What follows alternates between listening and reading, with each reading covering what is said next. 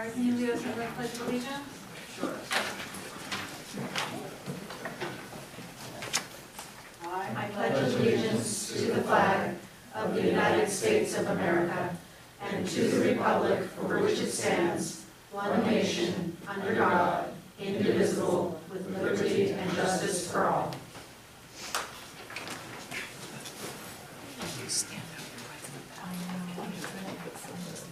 And we did take action in closed session. The board accepted employment agreements by a vote of 5-0. The 5 members accepting the agreement, 0 members rejecting the agreement, and 0 members abstaining. The substance of that settlement included the district's agreement to reimburse partial tuition of a non-public school for a special education student in consideration of the family's waivers of claims through the student's next 2 school years. We will now move on to public comment. Persons may speak on any item that is not listed on the agenda. Speakers are requested to fill out a speaker card and to state their name and address before addressing the board. Individual speakers are asked to limit their comments for any item to not more than 3 minutes in order to allow everyone who wishes to speak the opportunity to do so. Groups are asked to limit their comments to a total of 10 minutes. The board shall limit the total time of public comment to 15 minutes at the beginning of the meeting. If additional time is needed, public comment will continue after the discussion items. Did you get any other? I have no speaker cards. Having no speaker cards? No. Okay, this time we move on to reports. I was just thinking maybe somebody wants to tell the audience how they can access the board docs. I'm going to be doing that in just a minute. Good. Great minds think alike. I'd like to invite up Charles Shannon, OEA President.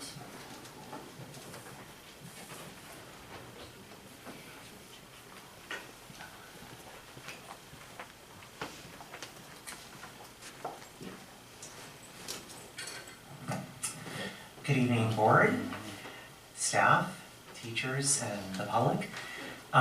First off, I want to start by saying that Dr. Carolyn Seaton has attended our sites many times from the beginning of the school year. Back to school night, first day of school. It's just incredible how you're getting around, and I'm noticing that you're learning names quickly. It's remarkable.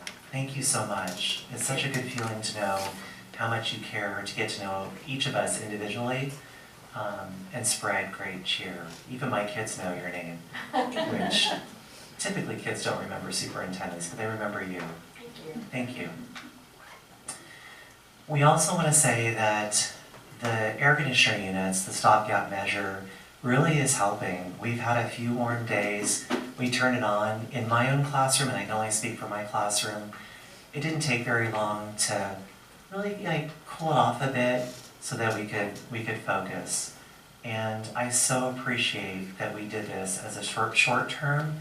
I think it's going to be good for me for as long as we wait for new construction of buildings that can have the units built in. But thank you so much. Long time coming. And I noticed this year with all the testing, I was really able to get through it and not have to take a lot of heat breaks, so that's good. I've been meeting with different directors. You just all look so much more relaxed. It's just been a real pleasure. Just a definite different feeling tone. And I think that leadership has that effect, that when someone really cares and is there and helps support you, you're able to be at your best. And I think each of you have been at your best. And thank you. And that's all I have to say. Thank you. Unfortunately, Steve Waterman, our CSEA president, is ill and unable to be with us tonight, so we wish him a speedy recovery. So I'll jump into my report at this time. And as Charles mentioned, the beginning of school, I was out and about all 5 school sites running around, and I know Kathy Marshall and other directors were out and about too, making sure that this opening of school went smoothly. And it was just amazing to see our teachers jumping in on the very first day. Kids were excited, teachers were excited. I saw learning happening. It was just phenomenal. Exhausting, but phenomenal. So impressive. As were our back to school nights at OIS that first week of school, and then in our elementary schools the second week. And I just, I couldn't be prouder, and it just makes me so happy to be a part of such a stellar district. So congratulations to all on the fabulous opening of school. So I have an announcement. October 6th, we have an interest-based bargaining orientation session. Steve Barber, who is renowned in the state and actually across the nation for interest-based bargaining training, and Kathy Franklock will be sending the information to you, so don't worry, probably tomorrow I'm guessing, but this is hot off the press. October 6th, from 3:30 to 7 o'clock. Mr. Barber will be here. We will have pizza and salad, but members of the board are invited. All of the directors are invited, our principals, and our OEA leadership, including bargaining team and their executive board and CSEA leadership. And so I think it'll be a great time for us to get together and explore this opportunity for negotiations and an alternative way that we can approach negotiations. And Mr. Barber is doing this free of charge. He wants to see if his style meets our needs, and I'm really hopeful that it will. And as you heard from Mr. Shannon earlier, I feel like we have established very collaborative working relationships with our two associations, and we hope that this will only further those relationships. And so I'm excited about October 6th. And what time did you say that was? But you're going to be getting an invitation email from Kathy, but 3:30 to 7 p.m. right here. And then finally, Ms. Butler, to your question, we are excited. Tonight we're going live with board docs, and that is our online board agenda system. And up until now, as I think all of you in the room are aware, we have been hard copies, papers, and Kathy Franklock would spend hours at the copier copying large agenda packets and then driving around town to deliver them, but no more. So fingers crossed it all works. But I'm going to show you how to access the board docs so members of the public know. So that's our website, orindaschools.org, and when you go there, and I can actually make it a little bigger, if your eyes are like mine, that might be helpful to you. When you go to the departments tab, and you go, I'm sorry, Board of Trustees tab, so the second tab over right next to home, and you go down to the bottom where it says board agendas, packets, etc. You click there, and then you'll notice about a third of the way down there's a blue bar, and it says click here. And if you click there, it takes you to active meetings for Board of Trustees. So right now we know that tonight is September 12th. I click on that, and it will bring up Board of Trustees regular meeting for Monday, September 12th. And then I can click on either view the agenda. So from now on, those of you who come regularly to the meetings, feel free to bring a device and log right along, and you can follow along. Or if you prefer to print it ahead of time, and you really like the hard copy option, you have that option to print the agenda right there as well. As you look across the top, there are other options to just peruse. So, you know, just you can play along, and for instance, you can access our board policies right from board docs as well. And it's really a fairly intuitive system. Ocklawahanesh Union High School District uses board docs, and a really cool thing about it for members of the public and our own board members and directors and staff is items are searchable. So once we have a few agendas under our belt and in the system, if we think, gosh, when was that agenda that we talked about X? You can go and into the search area, and you can search by a keyword, and it'll pull up all the agendas where that item was discussed. And so rather than having to search through just PDFs page after page, it can be a little tedious. This should take you right to the items that you're looking for. So we're really pleased. We're keeping our fingers crossed. I did use it in my former district, and it worked really well But, you know, when anything's new, it's different from what we've done before. But we're going to be, this is such an environmentally responsible option. We had a packet, one of my first meetings that was literally a ream of paper per packet. Wow. So as a district that prides itself on green practices and being environmentally conscious, this is a really good step in the right direction. So I'm proud of us, and you know, please forgive us if we're not, it might be a little bumpy tonight, but we know you're gonna be cheering us along as we figure this out, but we're excited. So that concludes my report, but I have two directors who would also like to make brief reports, and that is first Jen Woodman. Okay. I would just like to share with everyone here. Most of you may have heard of POISE, Parents of Orinda Individuals in Special Education. It's a very collaborative and active group of parents that have children who have special needs.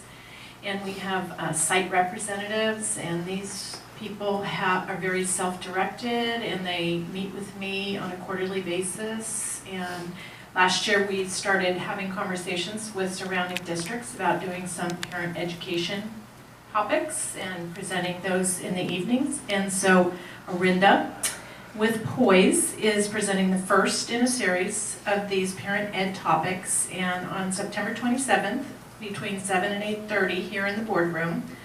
As long as we have room for everyone, we'll be talking about navigating the journey of parenting the challenging child, some perspectives, emotions, and strategies for getting through. And this is presented by someone in the area. Her name is Lori Crowley, and she is a grief counselor, but she's also an innovator when it comes to programs for students with disabilities. And she has developed an ability awareness program that is adopted currently in many California schools. So I invite you all to attend. We are asking for RSVPs just in case we have to change the room location. What's really exciting is that we're doing this in collaboration with the surrounding districts, including Akalani. So, you know, that's something that I think is going to be very beneficial to parents, and it's well received so far. And so we're taking turns hosting, so we get to host the first. I put some flyers at the back table for those of you who are interested, and you're all welcome to come. To whom should they RSVP? It's on the flyer. Lana Hornbuckle. Yeah.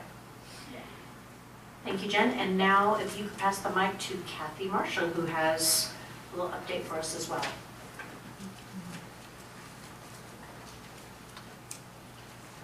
I was so environmentally responsible that my flyer is online.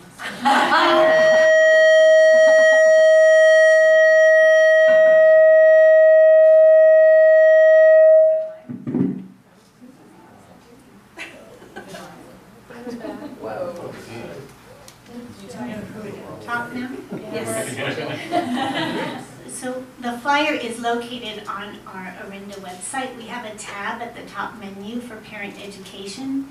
And under parent education lists the series of our Kid Power workshops. So we're planning to keep our parents very busy this fall between the workshop that Jen has just shared and the Kid Power workshops that we are embarking on. We're holding 4 this fall, and we have been advertising them at back to school nights on our website, and each school is advertising them in their school news as well. They're 2-hour sessions, and at these 2-hour sessions, the actual directors are going to be, from Kid Power, will be leading these workshops for parents. And we are really encouraging any parent from any school, any caregiver, or any educator, if it works for them and their schedule, especially for the evenings, to join in. And the focus is really going to be on how to empower students to feel safe, to be safe. We're going to spend some time focusing on cyberbullying and the internet and what parents can be doing and the strategies that they can enlist in working with their students in this digital age. So our first workshop will begin at Delray School next Tuesday. It's a morning workshop. That's September 20th. Then the following day, we'll also have another morning workshop at Wagner Ranch, 2 hours, 9 to 11. And then We have that night on the 21st, Sleepy Hollow will be the location in the evening. And then the following Wednesday on September 28th, we will be at Glorietta. And parents can come to all of them if they want. There's no charge.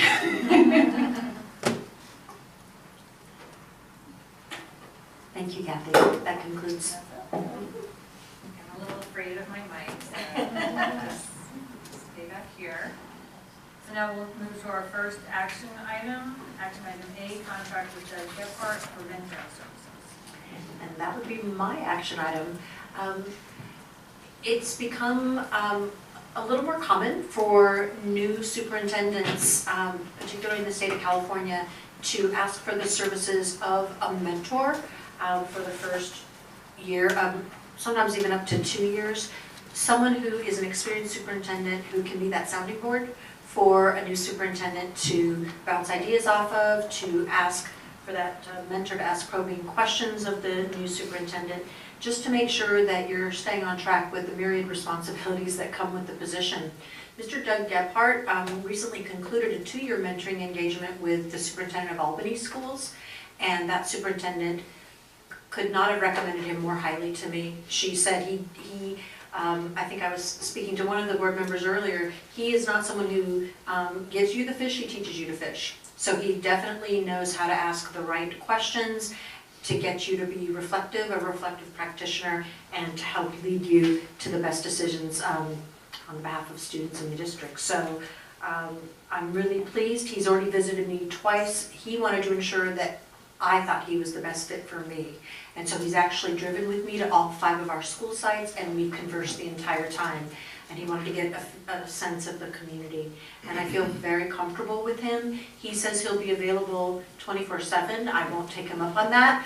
But I would, should you deem to approve this contract, he will meet with me at minimum once a month, probably more frequently initially, and then be available by phone as needed. And I'm quite pleased. And so I thank the board in advance for your support. I think it's important for me to model that coaching is something that we can all benefit from. Are there any questions from the board?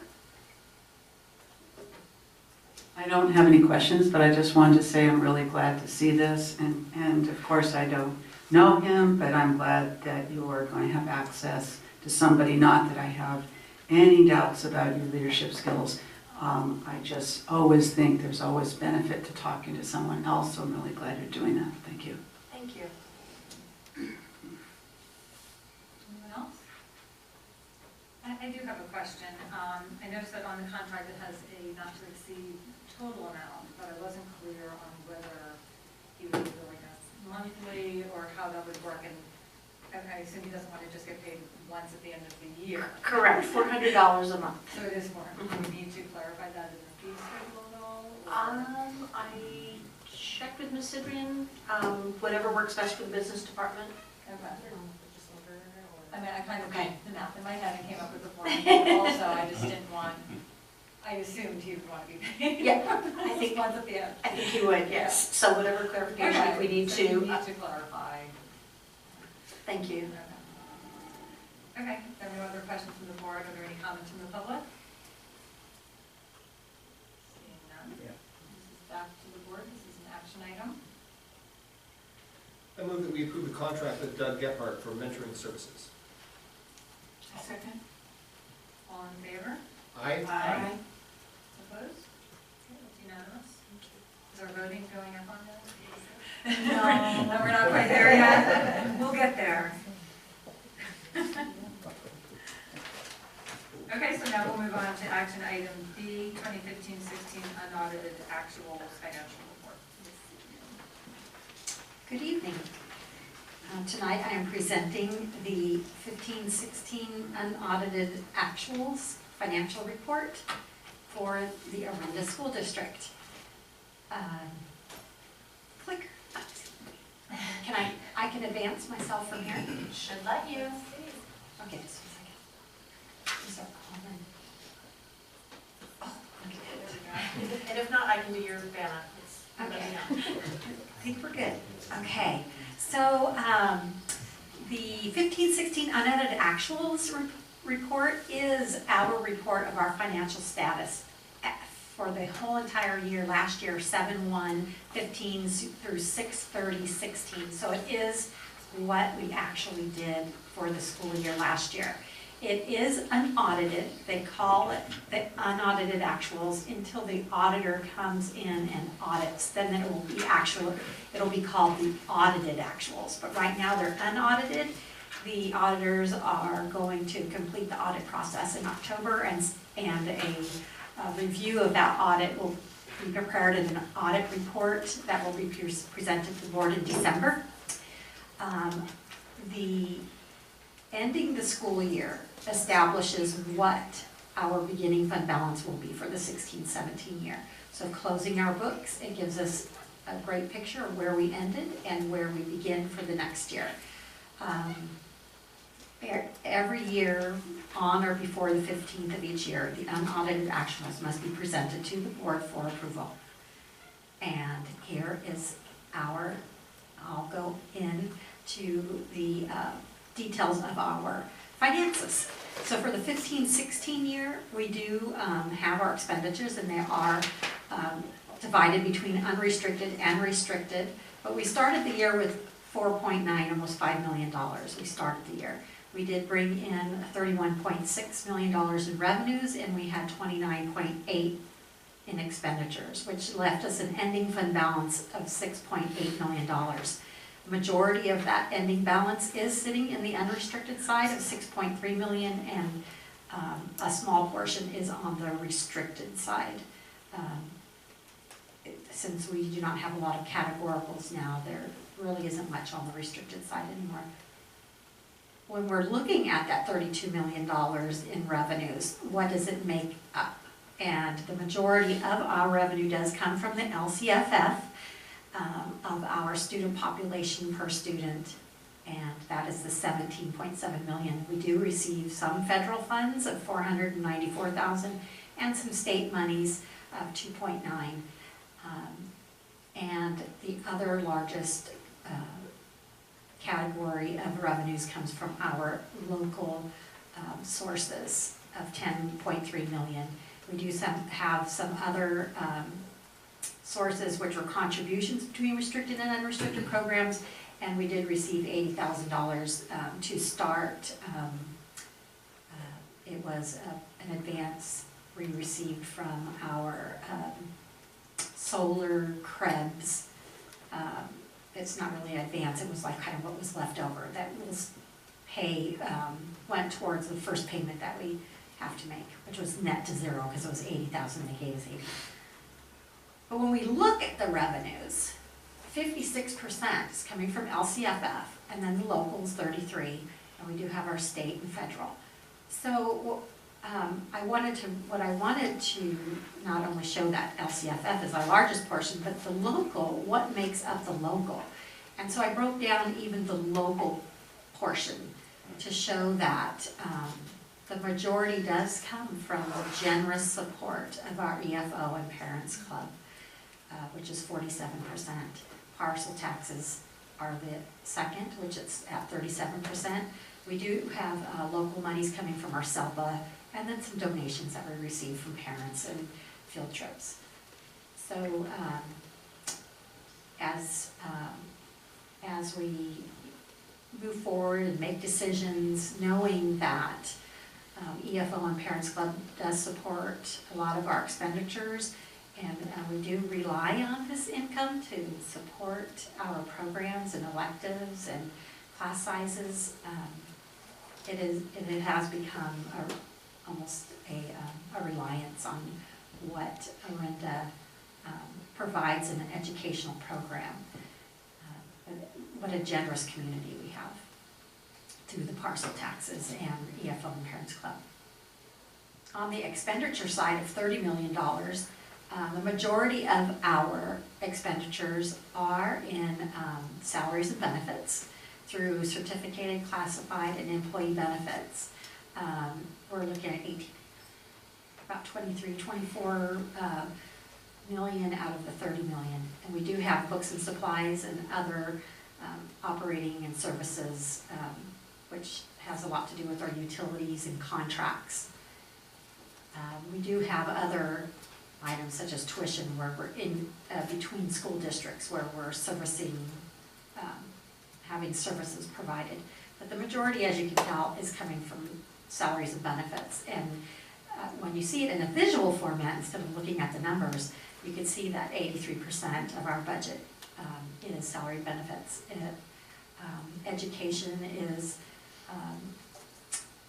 requires people to educate students, and that's where the majority of our revenue sources are going to, the salaries and benefits.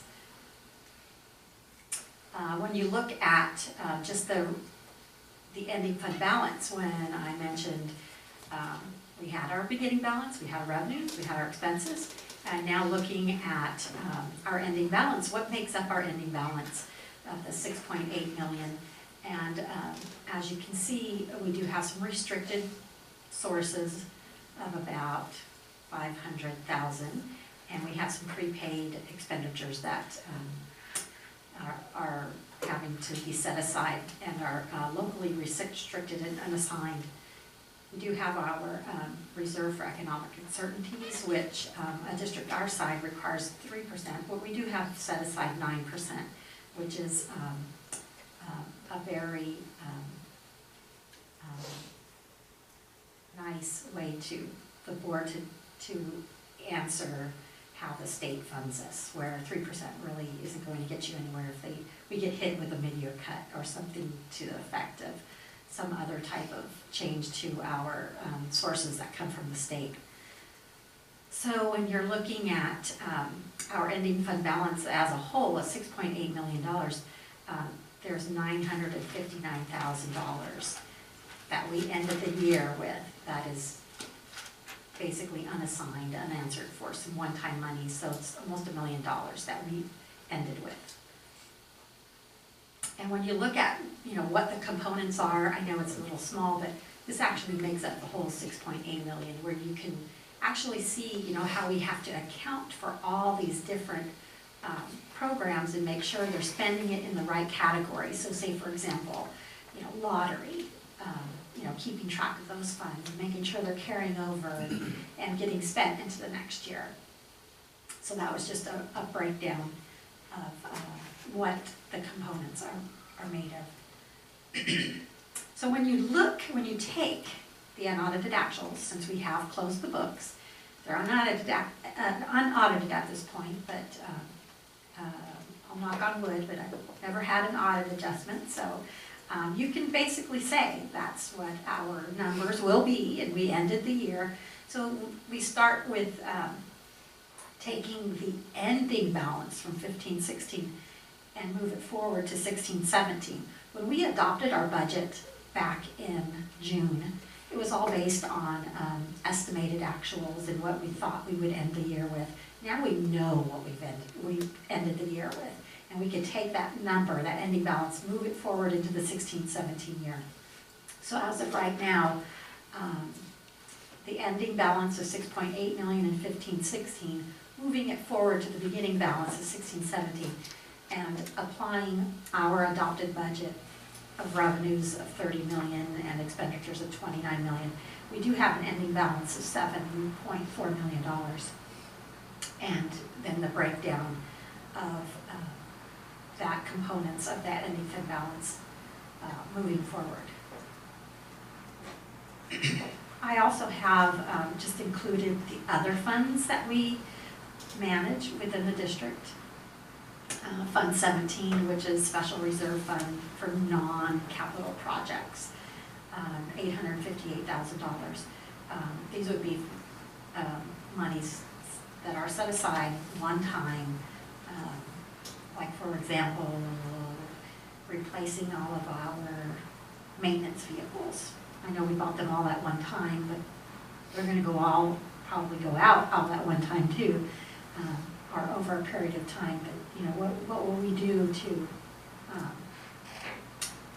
do that? Would be something like this, $858,000, and this reserve could be set aside because it's non-construction related. And then we have capital facilities, Fund 25. That's where our developer fees are in. And we have an ending fund balance of 2.5 million. And our Fund 40, which is a reserve for capital projects, where we did receive, that's where our Pulte monies are, and the monies that we've been using to improve our campuses. So there is 12.5 million remaining in Fund 40. We also have a bond interest and redemption fund.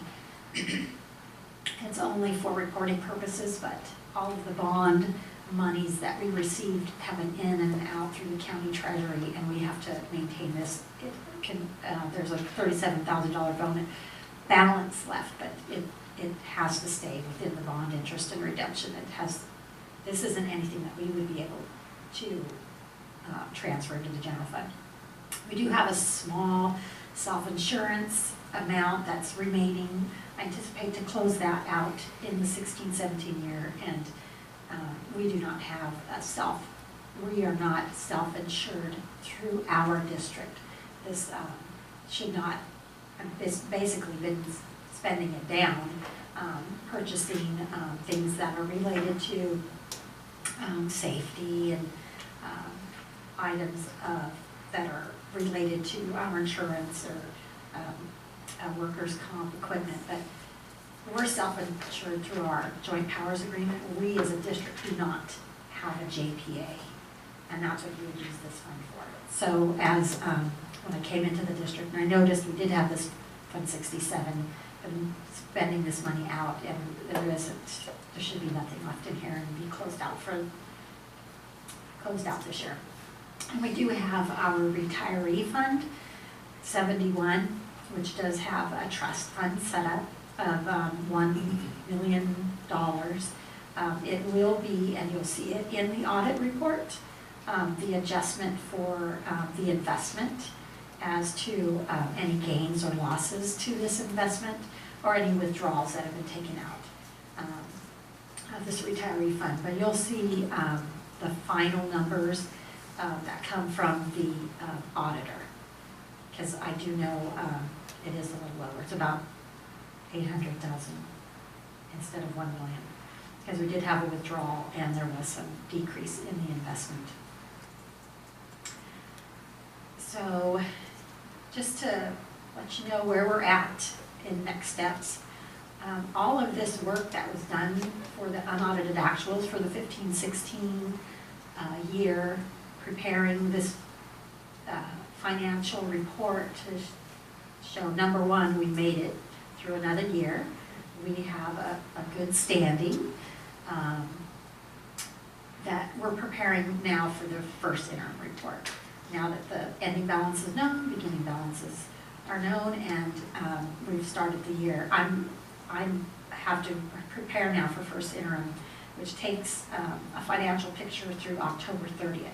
So it doesn't give me much time from going from one report from budget to unaudited actuals to first interim.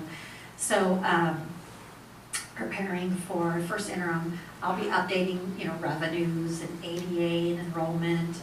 We're doing our CalPADS, CBEDS for the October count will be official in October and then certified, which will update our local control funding formula, and any grants and awards that we had estimates on. We'll start getting those award letters for final amounts. So revenues will be updated, expenditures will be updated based on salaries and benefits and the actual new staff where they're actually placed on the salary schedules, and reviewing prior year and making sure we're projected in the current year budget. But also that we're spending any of the ending fund balances from last year. If we had, say for example, lottery monies, but we're making sure that we have plans for the monies. I know mandated cost was a big part of our ending fund balance, and we did present a 3-year plan for that. But just watching, monitoring, and making sure we're on track with our budget and that we are financially stable. So just on the horizon, October is busy. Like I had mentioned, the audit, CalPADS, first interim will be presented in December, but it is as of October 31st. We do have our P1 attendance report in December. A lot of new things are happening in attendance and tracking of tardies and truancy. So there's a lot of new information happening on that. Our audit report gets presented in December. CalPAS is certified in December. And then in January, we start all over again with the governor's budget for 17-18. So it keeps me busy. I just wanted to say thank you, and if you had any questions, the 15-16 year is complete once it's certified through the audit, but Happy New Year 16-17. Thank you. Are there any questions from the board? Yes, I have a couple questions. Thank you very much, Teresa, for the report. Appreciate it as always. One just question that I kind of never noticed before. There was, I don't remember what slide, I think it was slide number 4 in the beginning, where it listed the local funds, and then it listed unrestricted and restricted. And I was wondering for the local funds. I was clicking while you're Yeah, that's the one. Isn't that the one? No, yeah. I won't That's touch it, the sorry. one. The local funds, unrestricted and restricted, and it's 10 million, and you stated parcel tax and EFO and Parents Club. So I was just wondering, is it obvious which ones are unrestricted versus restricted? Like, is the parcel tax one, and is the Parent Club and EFO the other? And how do, Parcel tax is restricted okay. because it was something that the citizens of Orinda approved, and it is restricted for a specific purpose. And then EFO and Parents Club, they're also restricted in a way that they're unrestricted dollars, but they have their own special resource where we have to, it's an account code structure within our accounting system that we monitor individually. So there's different items within Parents Club and EFO because they have sports, Right, music, and Yeah, I wasn't asking for that detail, I just Okay. wondered.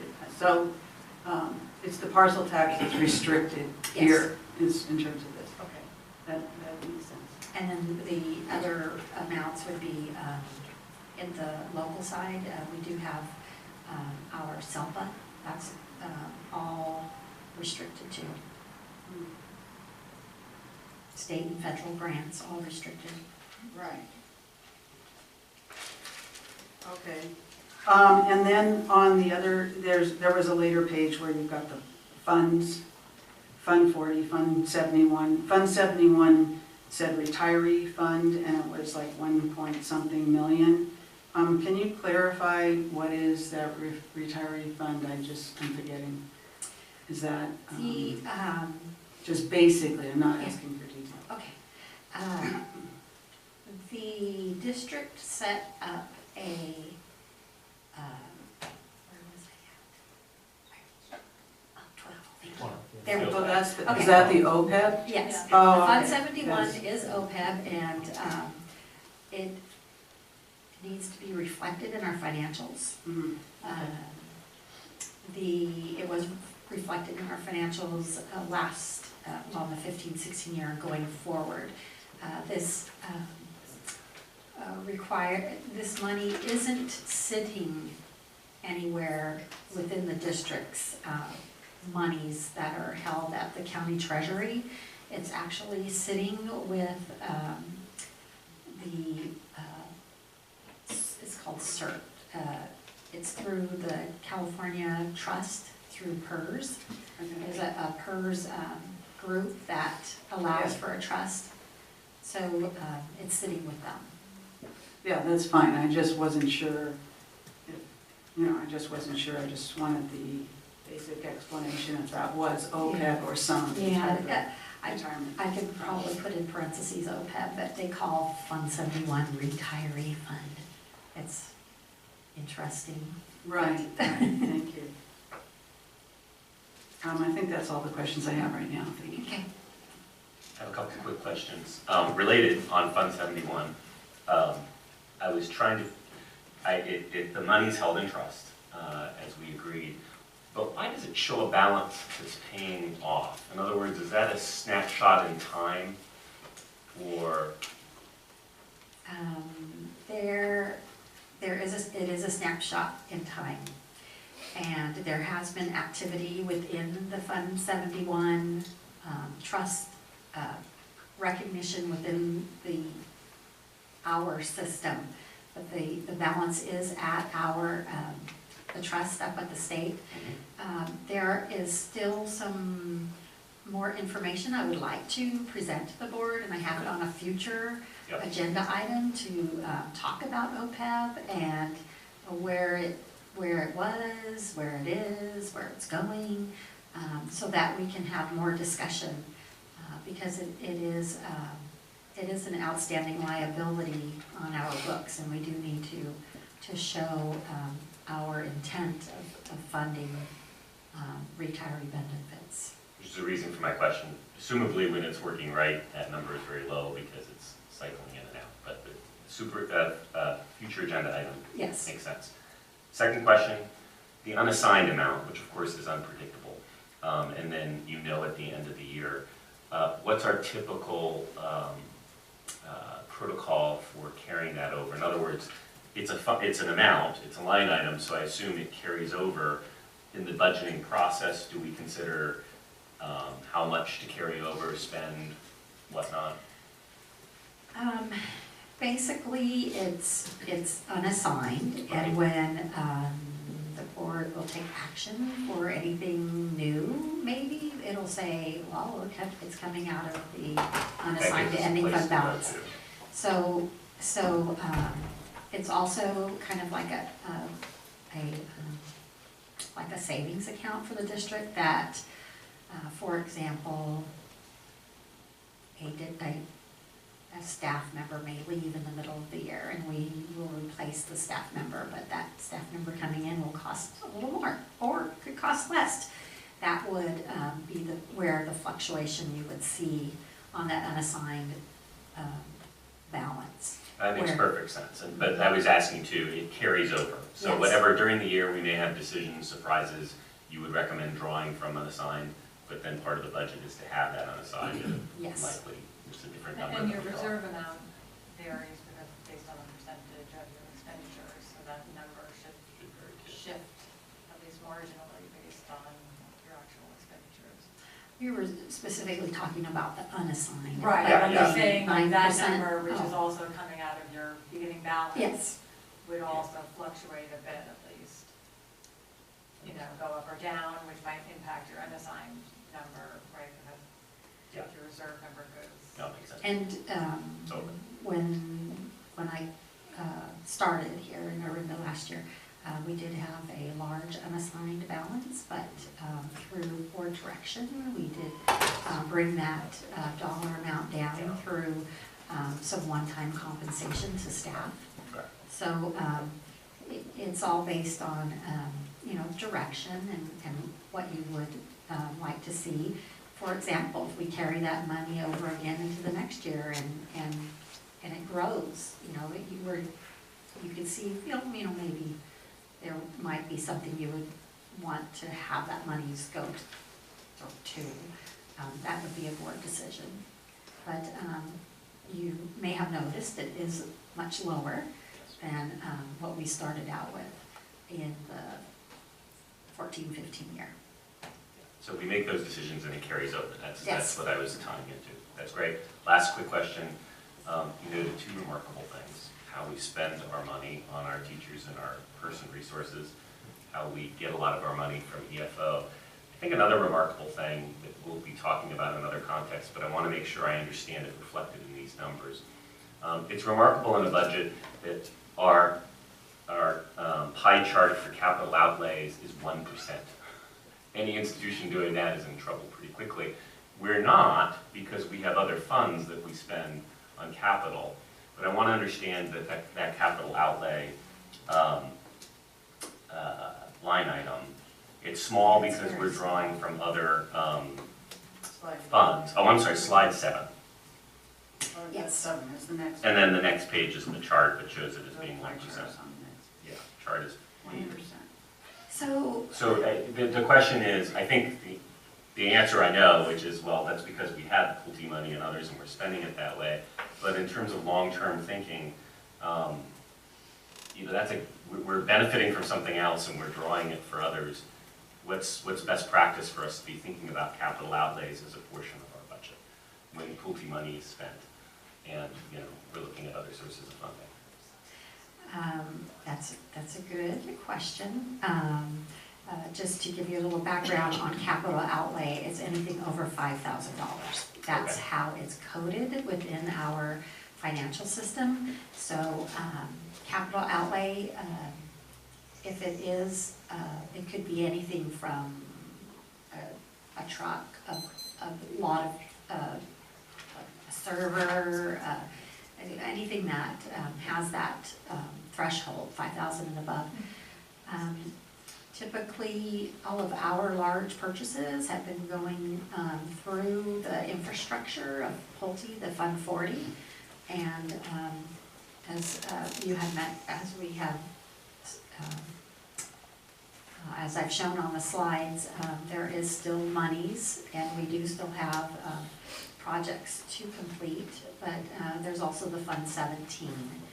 Like I had mentioned, if we did need to have to replace any maintenance vehicles, or if we had a very large one-time expenditure after the Pulte money is gone, Fund 17 would be the place. So our budgeting practice, assuming Pulte's all gone, would still be to set aside in the budget capital outlay money separately into Fund 17 and not show it as a capital outlay in our regular budget.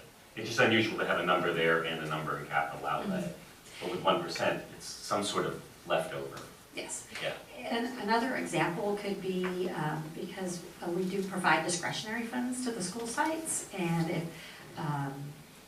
if they decide, well, I know I want a specific item next year, that they're going to, save a little bit of their money and kind of take their ending balance and kind of add it to their new balance and buy something. So, but these are very small, minor purchases. Like I said, they're $5,000 and above. When you're talking the big capital outlay, it is when you're talking Fund 17, Fund 40. There really isn't monies available that the state gives us to purchase large capital outlay items. Can I follow up on that? Yeah, and I'm glad you said that, because I also believe that the state the state used to give maintenance money to districts, and that was a categorical, now that's gone, right? That was deferred maintenance, yes, it's no longer there, and it Yeah. comes out of our LCFF. Yeah. So part of what seems like your point is, Jason, is if we didn't have these funds that are in the special reserves, then what would we be doing, for our capital projects? And that's why many districts go out for a bond. That just reminds me, that whole conversation, it seems like we need a budget study session at some point to understand our budget, both in terms of, long range for the next 2 years, in terms of possibly going out for a bond, but also our continuing general fund money for our current expenditures. Thanks. Any other questions from the board? No, that was it for me. Are there any comments from the public?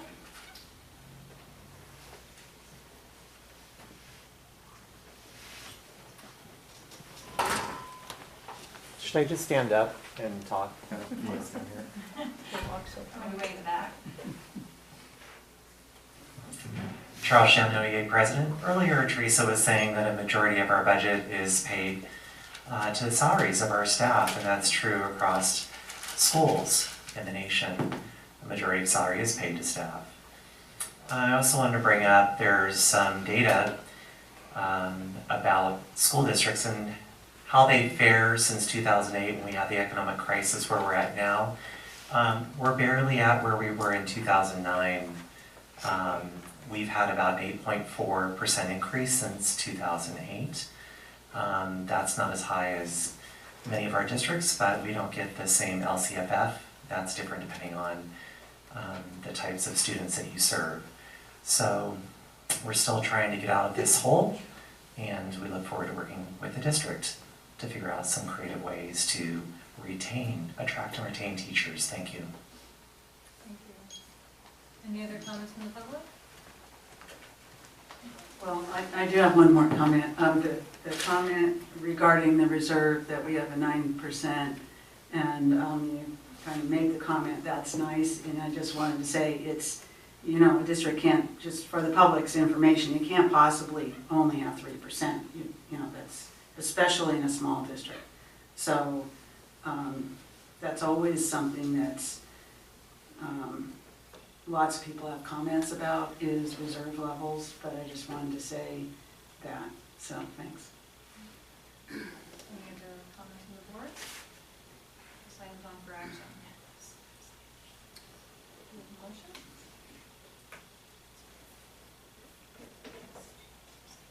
I move we adopt our unaudited actual financial report. Second? All in favor? Aye. Opposed? That's unanimous. Move on to action item C, resolution 1733, adopts a new GAN limit. I always find the GAN limit interesting. Maybe not everybody else thinks that, but since 1979, following the enactment of Proposition 13, the GAN limit was intended to make sure that state and local government spending is not growing any faster than allowed. And in my 20 plus years of education, I've never had a GAN limit exceed, because the state does not fund us enough as it is. We're always under the limit. But because this is part of our Constitution and education code, we must adopt the GAN limit each year. So maybe at one point they'll eliminate this formality, but until then we continue to adopt the GAN limit.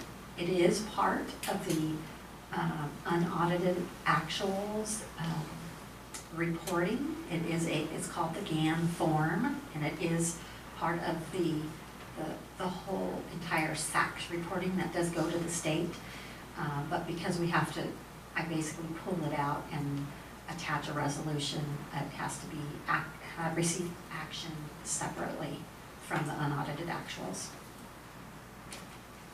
So I am looking just for approval of the 15-16 GAN limit. Resolution number 1703. Are there any questions from the board? Any comments from the public? This item's on for action. I move that we approve resolution 1703, adopting the GAN limit. Second.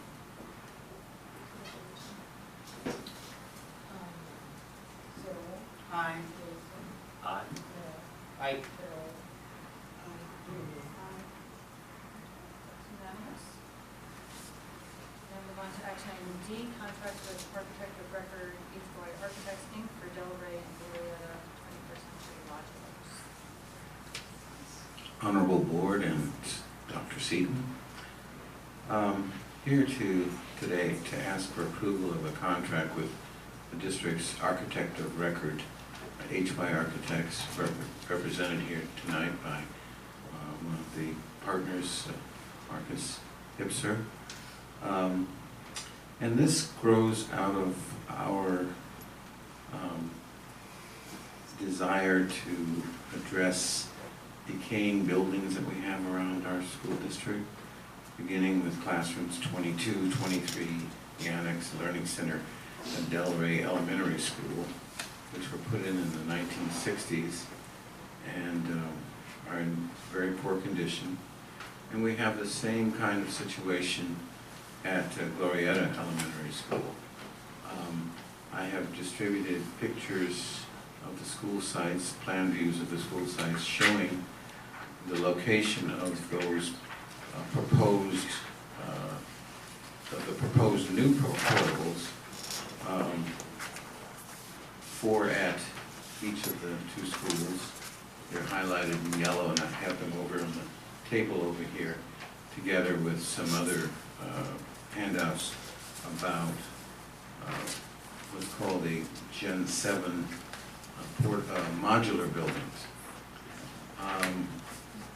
I also asked that the principals of the 2 schools be here, and we have with us Kirsten Thura, who has been sick this evening, and she got out of her sick bed to come over here and say a word. So with your permission, I'd like her to say a word so she can go back home. So if you would like to just give us a word about this whole concept. I worked all day, Stuart. I know, and you were sick all day. Anyway, thank you for having me. I was lucky enough to go with some of you to tour the buildings that we're looking at, and I'm really excited about the possibilities of having 21st century buildings on campus. Our current buildings are quite old, like he said, from the 60s, and if you were there every day, and of course my partner in everything facilities is sitting right here with us, we can tell you that every day you have to wipe every counter because the ceiling drops debris down, and every year those are the rooms that have the highest number of sick children in them due to poor air circulation, poor quality of the building construction itself. So I highly support the idea of moving toward this movement of these modular buildings. I was impressed with what I saw. In fact, I wouldn't have to be here if I remember. I could walk anywhere in the room, my voice sounded the same. It was pretty neat. Anyway, I am in support of it. I don't know if you have any specific questions for me, but I just wanted to lend my support, let you know that those buildings are 50 years old, 50 plus years old, and definitely in need of attention. Is that it? Thank you. Thank you very much. As she mentioned, we did take a tour on the 31st of August to the American Modular System plant, and we had 3 board members who toured the plant, and also some of us moved on to see a school that had installed a Gen 7 modular building. We were joined by our superintendent, Dr. Seaton, and again by our architect of record, and got an extensive tour of the plant as they were constructing the Gen 7 buildings, modular buildings. And I would like to say that I've been a builder of buildings for nearly 40 years, and I can tell you about what is good construction and what is not. And those buildings are very well constructed. They have what's called a moment frame, where the steel, basically the entire sides of the building, at the corners and the tops and the bottoms is red steel, and the studs are steel studs. The walls are moisture-resistant drywall. They're filled with I want to say for the simple terms, non-lethal insulation. They don't outgas as some other kinds of insulation does. They've got a number of qualities to those buildings that just make them amazing for both durability. They'll last 50 to 75 years. I have looked at other modular building companies, and they use wood framing, not steel framing.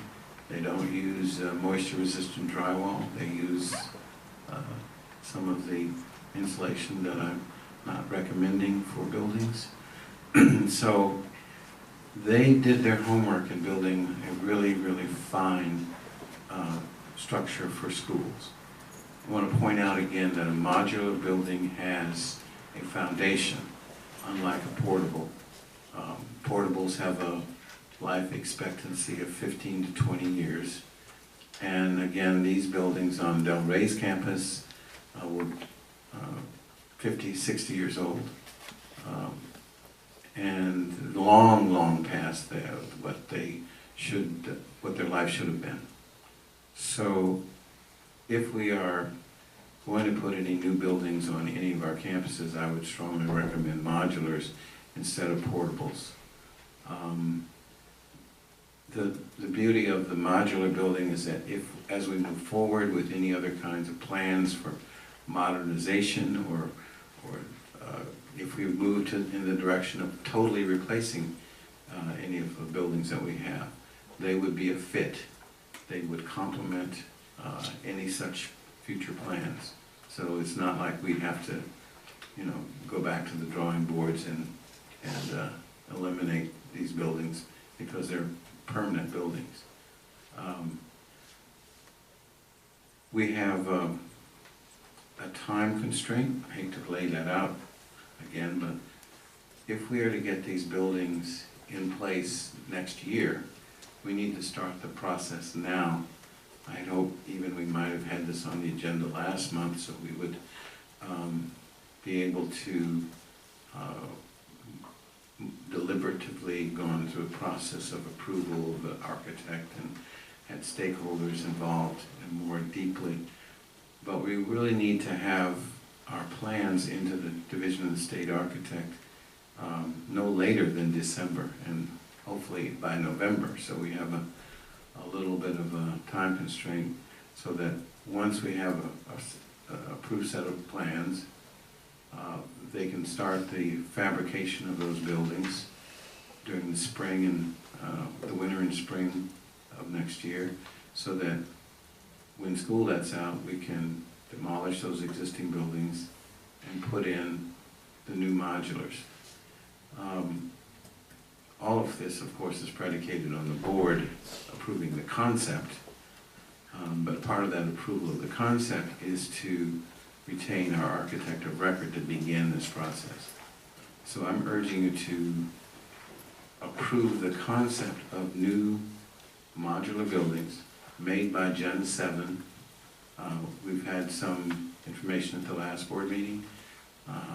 There's information I've shared with you and others in the community about the benefits of this particular model of modular building. And I'm asking tonight for you to approve the next step in this process to approve our architect of record. He has two proposals before you, one for Del Rey and one for Glorietta. It represents about 9.5% of our anticipated cost. Now it's anticipated because even though the cost of the modular itself is much lower, we're including all the costs to demolish the existing buildings, do all of the site work. If we have plumbing and utilities, it's an if for some of these buildings, that site work needs to be included, as well as DSA fees and the testing lab fees, the inspection fees. So all of that taken together is at our upper limit, I think around $300,000 per building, per classroom building. But again, the bells and whistles we haven't yet decided on. One of the things that these buildings are equipped to do is to allow us to put solar panels on the front of them. That may figure into our long-term energy conservation plans, because if you put the solar panels on the buildings, and you have a net zero effect on the additional energy consumption. So as far as our existing solar strategy is with our solar arrays around the school district, we actually would improve our situation because we're deleting buildings that are currently consuming energy, and we would replace them with buildings that have their own solar production on each of those units. So there's a lot of pluses to this kind of building versus other modular buildings. So I would invite the architect of record to say a few words, if you would like to, about this concept and how you see it going forward. If you don't mind, just a word or two. Not at all.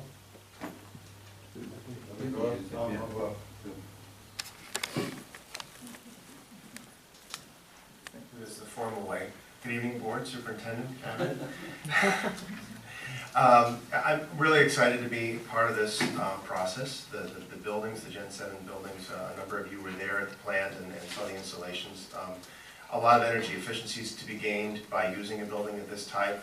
One of the reasons that I think Stuart alluded to, so the costs are anticipated, is that we are excited to go through a process with East Campus to look at, I hate to put it this way, but the bells and whistles. You know, the Gens, just with any product, you can buy it with every conceivable package in it, the Bose stereo system, or you can get it with the audio box. You know, it's there's all kinds of options and decisions to be made, which will probably vary from campus to campus. The exterior finishes might be different from campus to campus, only because you've got existing buildings, you want them to integrate as best as you possibly can.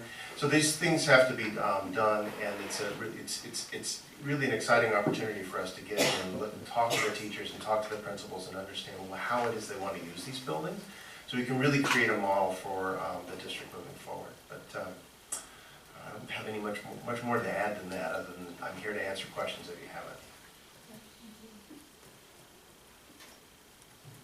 So again, I'm asking for board approval for one or both. I'm asking really for both contracts for Delray and Glorietta for the architect of record to proceed with architectural services for design and for submission to the Division of the State Architect.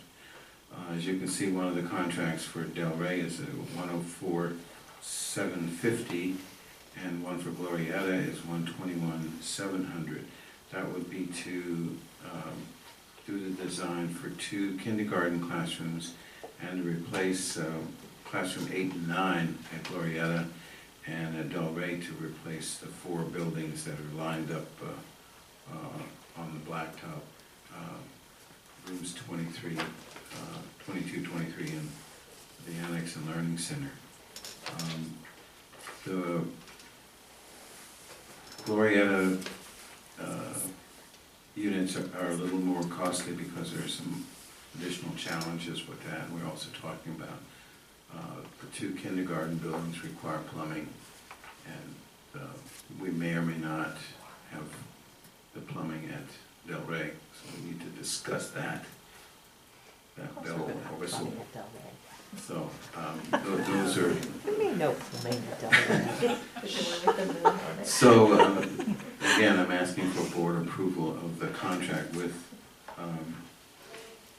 HY Architects for this project. Thank you. Are there any questions from the board? So Stuart, last month we talked about splitting the contract between Delray and Glorietta, and kind of the elephant in the living room is that we've had some vocal opposition to the solar project as it went down at Glorietta. So I think that's kind of why we are where we are with looking at 2 contracts. I'm not clear on the relationship between approving this contract today and that connection to moving forward with purchasing modular units and or beginning construction.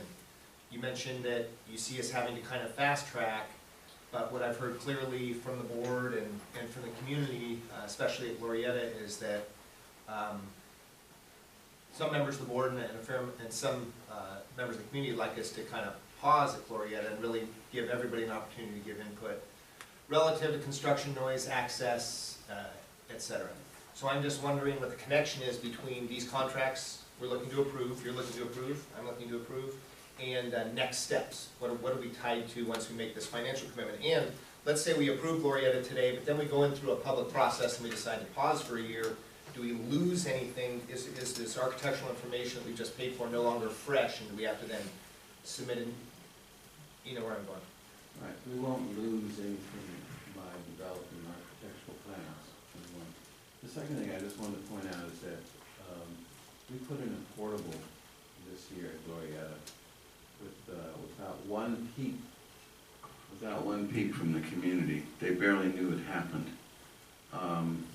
And there, you know, while this project would involve some additional foundation work, and we'd have to crane in the modular buildings, it's not that noisy. It's not that disruptive. It's down below and in the back of the school. So relative to any noise factors of, you know, construction, it's not a very noisy process. It's not something that would disturb the neighbors as much as the solar, which was, you know, right in their face, right in the front yard. So, but if we approve the contract for Glorietta today, and then we're to hit the pause button for, let's say, a year at Glorietta, we don't lose anything that we've spent on the report. No, not at all. It's still viable to have plans drawn. It will be regrettable because those buildings really are in very, very bad shape at Glorietta.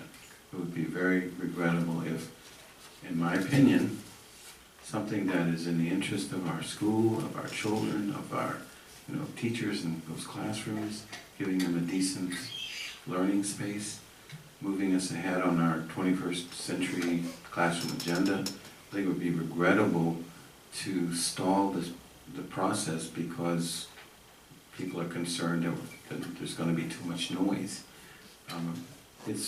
Schools need to build for the future, and every so often we're going to be doing that. If we decide in the future that we're going to do some major renovations, modernization, and it's needed at Glorietta because of a lot of those buildings have a face of glass, which really needs to be, you know, made more structurally sound, earthquake-proof, better built. We can renovate those buildings, but they need it at Glorietta desperately for the long term. I appreciate it.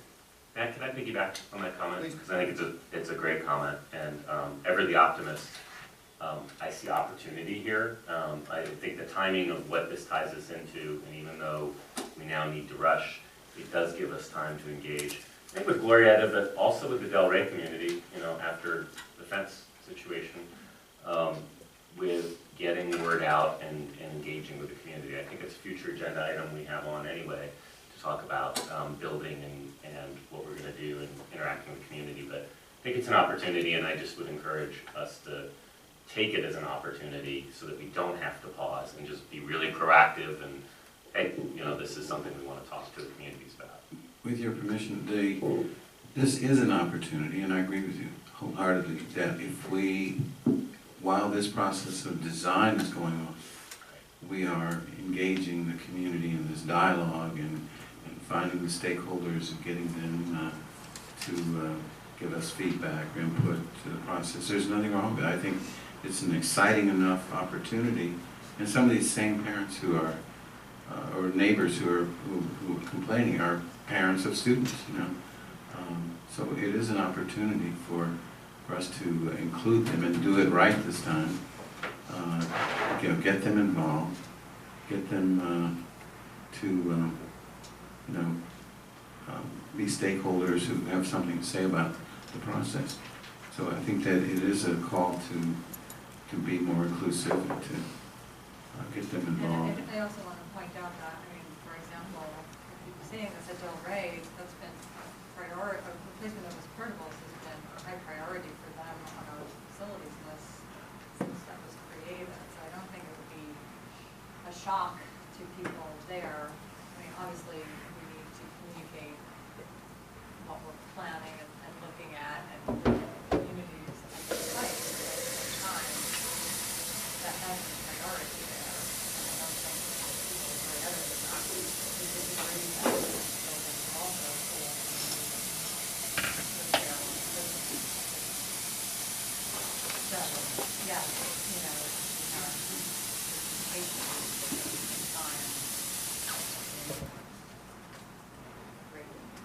One question I had, Stuart, was, you know, we put in the temporary portable classroom because it was very large, we were in class at Orinda. And now we're looking at replacing that with a modular. And so how do you know that kindergarten is going to continue to be a large enough class to justify, we were looking at 2 buildings that we were putting in? If you just go back. Well, we have an existing kindergarten building, which has also passed its useful life. And we will be replacing that with a modular building, so it's a zero gain there. You know, just replacing one building. Right, and then we would replace, and we would be putting in a second kindergarten building, which is why we needed to have the temporary portable so they could juggle students around. So we would, it would be removed. That was always the idea. That's why we leased it for a year. Because the idea is to take that away, give them back their playground. Existing place would be replaced with the new. Correct. So we would gain, you know, what we have, what we would have what we have now, except that there would be 2 new buildings for the kindergarten students. But those buildings would be adjacent to the kindergarten yard, which is where they ought to be. And they would be new classroom buildings. I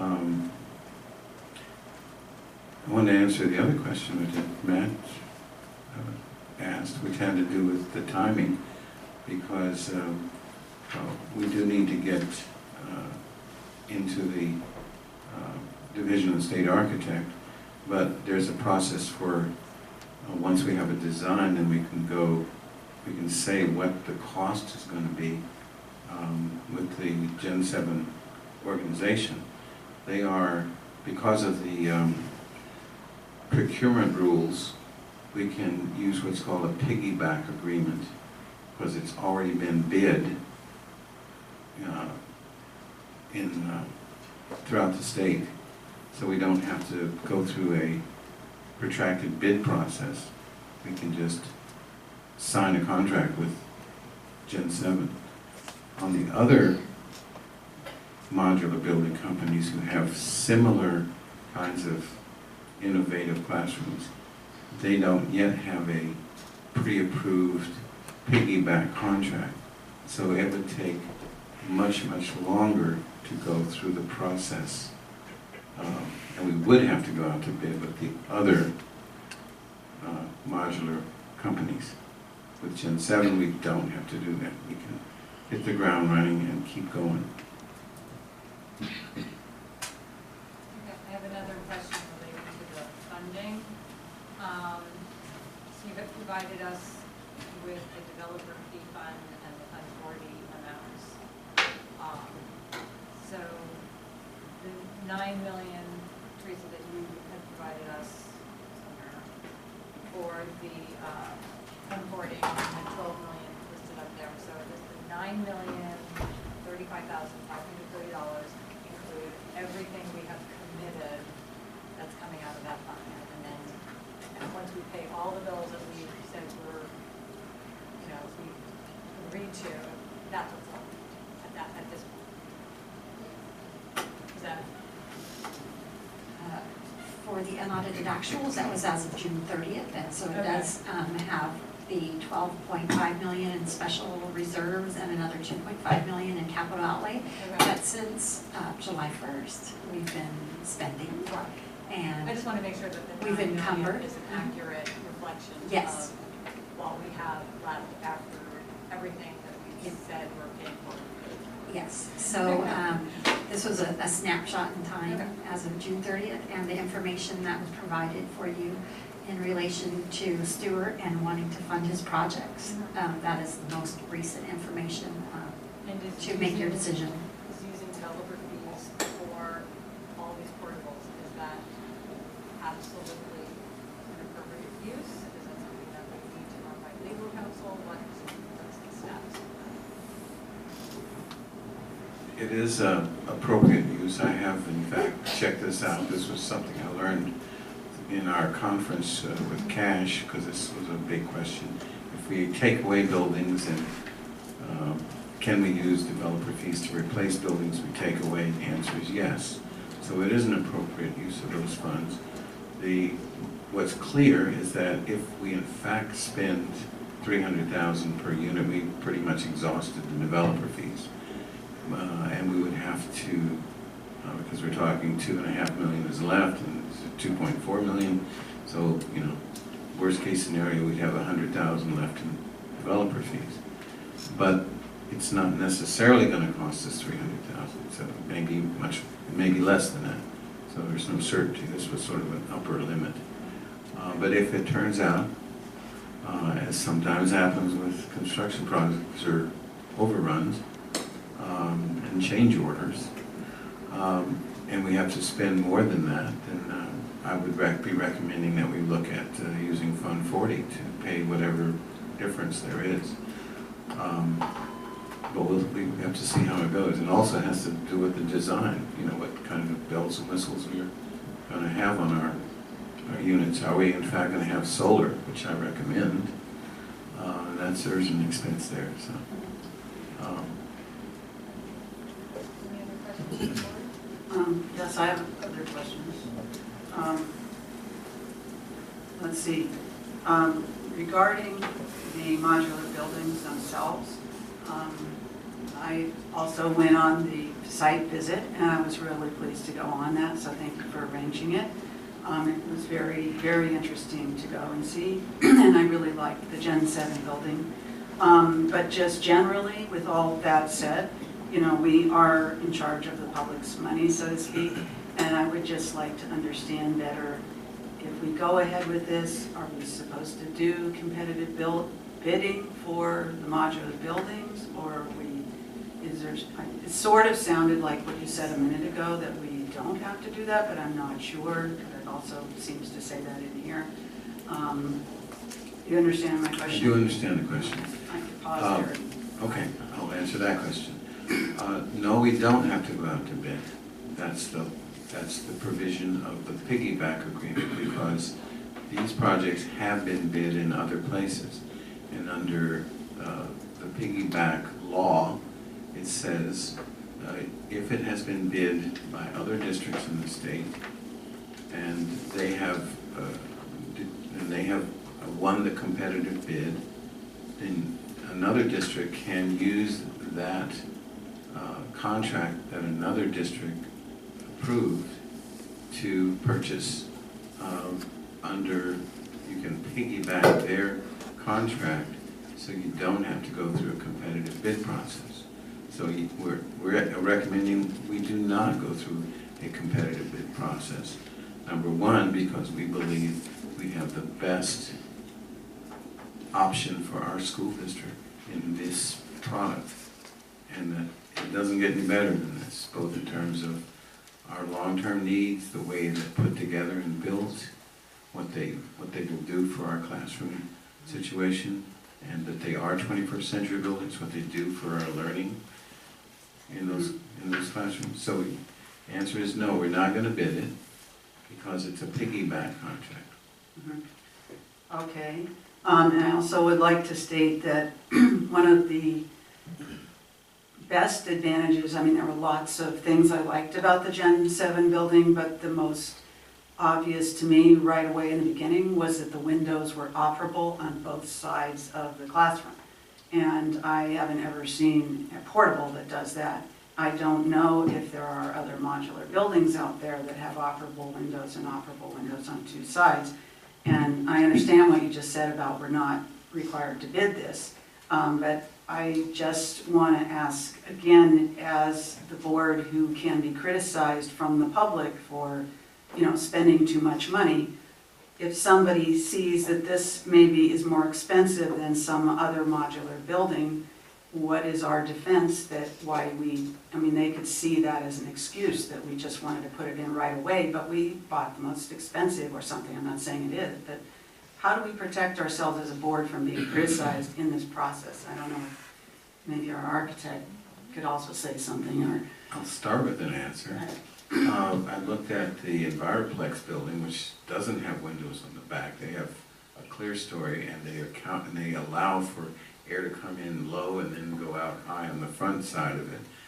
But there's some problems, in my view, with that building because it's made out of wood, not steel, and that its longevity and its vulnerability to insects, in the wood, termites and whatever. There are other issues that will and mold and other kinds of damage. So yeah, we may buy a cheaper building, but it's sort of you get what you pay for kind of argument I'm trying to make here. That this is a much better building, and we can buy a cheaper building, yes, but it has limitations. We're getting a really good product. It's not just, it's the most expensive, it's the best building for what our needs are.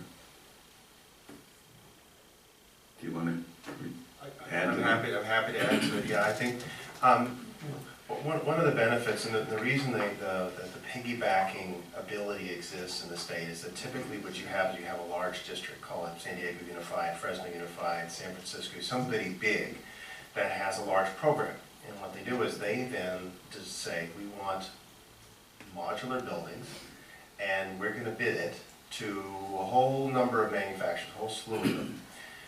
They'll have certain criteria, and their criteria may be very broad, but it typically is. If any time the district is using a piggyback, it's typically because the district has bid a whole slew of buildings, from small toilet buildings to large multi-purpose buildings and anything in between. The idea being is that the district then knows what the price is for every one of these buildings, so they have the opportunity to say, I want one of those, I want one of those, I want one of those. The theory is that now you've got a large district with a lot of competition because they are marketing themselves out to manufacturers to provide a lot of buildings. So the manufacturers really want to compete to get that. So then a district like Orinda, which has some small buildings, doesn't need to go through that process and then bid it and maybe get 2 or 3 bidders that might be interested. It's a busy economy out there, a lot of construction happening, so maybe the bids aren't quite as good, maybe the price is a little bit higher. But in the utilization of the piggyback contract, you get that advantage of having the big player negotiate, or not negotiate, but bid it with the other big players out there to get something comprehensive. So that is the justification behind the piggyback idea. I think you can always argue, is there another product, another building out there that is similar or is better? And to that I would say that the Gen 7 is a unique product. It was more unique in prior years. There are a number of folks that are trying to now start competing with the Gen 7. Enviroplex is the only manufacturer I know that has something that's even somewhat similar, but it's a brand new product. Gen 7 is tested. It's been around for a while. They do have this piggyback, which they can offer to the district, which I think is a huge advantage in terms of time. And again, not only you don't have to spend the time bidding it, but you also get the advantage of the larger procurement process in the whole scheme of things. There are other modular companies out there that do very sustainable buildings, but those are more custom. If you heard the word, heard the Neelis or Luchetti, there's a variety of them out there, but they're more custom modular, so you're really looking at custom designs. This is one that has a PC, it's what's pre-checked. DSA's already reviewed it and approved it, so the planning approval process is a lot faster. I feel like I'm getting off track here, but basically I think the product is a good product, and I think you've got a lot of justification to say if you use the piggyback, you're in good shape as far as what you're going to pay for the final product. Okay, thank you both. I just also, as Matt brought up earlier about what is the process exactly, I am not clear from this. I mean, we can approve this contract and the architect will work on the design, but at what point is it coming back to us? And what are the, it feels like there's some things we should be talking about now in terms of maybe layout, and I just wanted to clarify first, when is it coming back to us? And then I wanted to talk a little bit about some. Well, once we have a design, then we can go to Gen 7 and start costing out what that design would be. We need to bring that back to the board because you would not have approved a contract with Gen 7 yet. We've just approved plans. So that's when we would come back to you. But between those 2 points, that's when we have the input from community, from staff, from the board, from the principals, from others who, and teachers, about how are we going to put together these classrooms and what components might they have. The way they're made, there's lots of options for how there's things like you can have, you know, I'd already talked to a couple of teachers about this, but there's an option where you can have the door between 2 buildings collapse and you'd have one big room. And with the teacher I just happened to talk to said, no, I don't think I like that because it's too much noise from one classroom to the other. I said, okay. But you know, we need to get that input from the teachers. We need to get that input from parents, from our community members. We will have a chance to do that as we are going through this design process. And then, so it sounds like you said it will come back to us to approve the cost? The cost, yeah. We'll get a number from, once we have a design, we'll get a number from Gen 7 that says, okay, this is going to cost you $2.1 million for what you want. And then so at that point, we're kind of approving the design at the same time, because correct.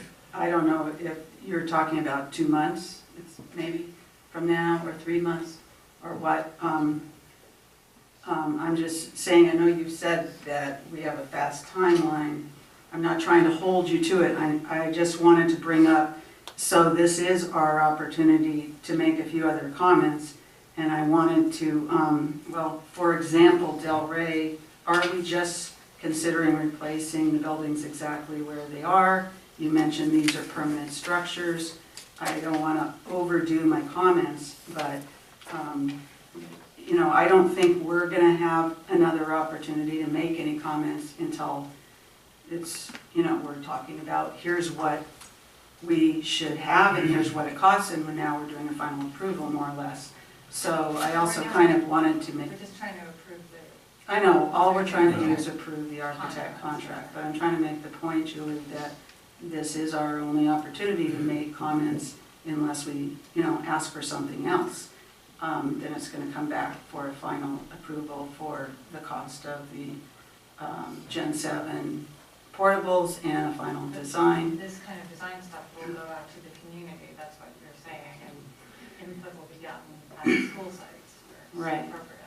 So I guess I'll just say directly, what about having a task force or a board subcommittee to also attend any meetings at the school sites? I would be interested in just participating in whatever way the board is comfortable with, and otherwise we aren't going to have any chance to give any input until it comes back in the end. And I did want to say that, there's also the question in my mind, if we are doing 2 completely separate processes, I would hope that there would be communication in terms of if one school site, you're having a meeting on one school site and they came up with some great idea, then you wouldn't want the other one to be so independent that then later they find out, oh, they're doing something, we wish we had done that too. So I would hope there would be some communication between them. And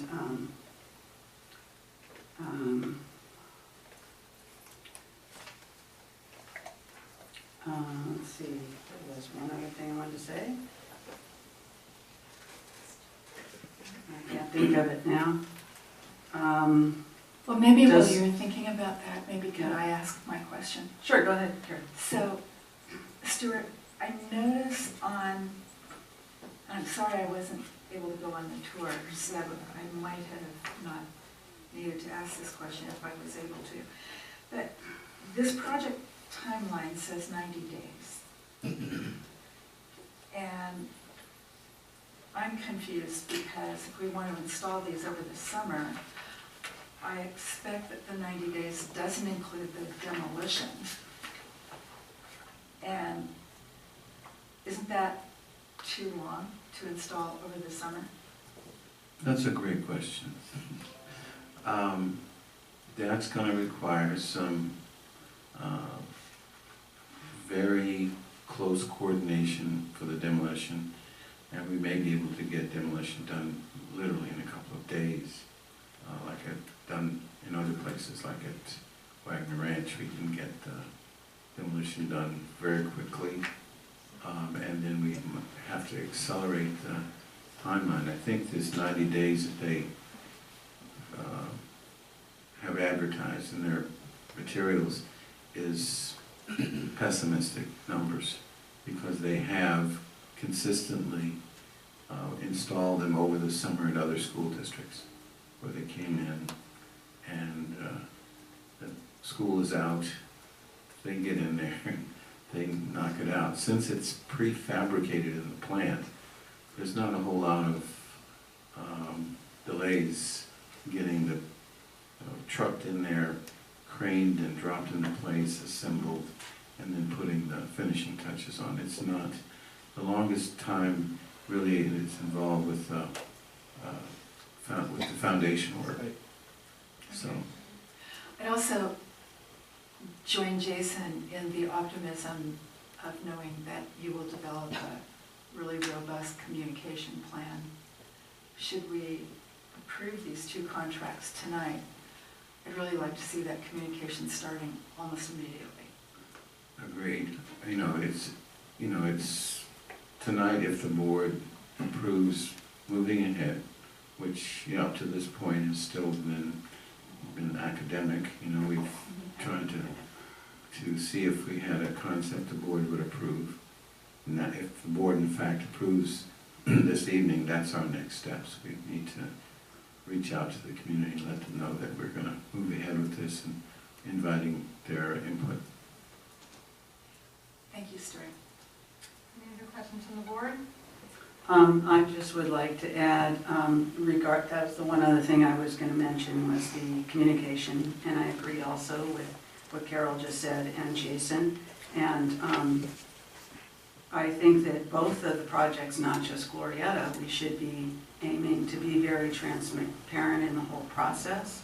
I personally happened to email the parent club presidents at Glorietta on, I can't remember if it was Thursday or Friday, that this was on the agenda. I don't know if anyone in the audience is a Glorietta Parent Club president, but just to make sure they're aware that this is on the agenda.